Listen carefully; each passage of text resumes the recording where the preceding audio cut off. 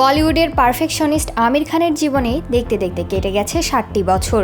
দুই সংসারে ভাঙনের পর এই বয়সে এসে নতুন করে প্রেম খুঁজে পেয়েছেন তিনি। তবে আগের পরিবার নিয়ে ঠিকই অনুশোচনায় ভুগছেন আমির। সম্প্রতি এক সাক্ষাৎকারে সেই দুঃখের কথা জানালেন অভিনেতা। কাজের ব্যস্ততায় আমির খান পরিবারকে যথেষ্ট সময় দেন না, এই অভিযোগ বারবার উঠে এসেছে। সাক্ষাৎকারে নিজেও সেই অভিযোগের কথা স্বীকার করেছেন তিনি। আমির বলেন, লাল সিং চাড্ডা ছবির আগেই আমি কাজ থেকে অবসর নেব ভেবেছিলাম। নিজেকে নিয়ে ভাবনা চিন্তা করছিলাম। কোভিড মহামারীর শেষের দিকে উপলব্ধি করেছিলাম আমার জীবনের অধিকাংশ সময় কাটিয়ে ফেলেছি, কিন্তু 18 বছরের পর থেকে জীবনের বেশিরভাগ সময়ই আমার জীবন জুড়ে ছিল শুধুই সিনেমার কাজ। আমির আরও বলেন, এসব ভাবতে ভাবতেই বুঝলাম আমি আমার পরিবার সম্পর্কে বেশি সময় দেইনি।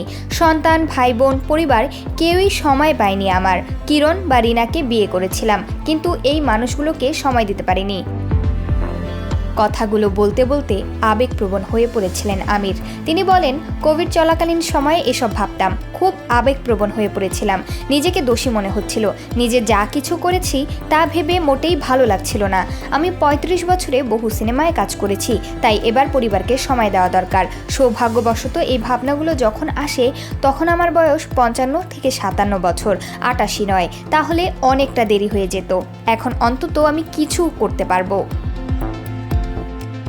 উল্লেখ্য, আগামী 20 জুন মুক্তি পাচ্ছে আমিরের ছবি সিতারে জমিন পর। এই ছবিতে তার সঙ্গে জুটি বেঁধেছেন জেনেলিয়া ডিসুজা।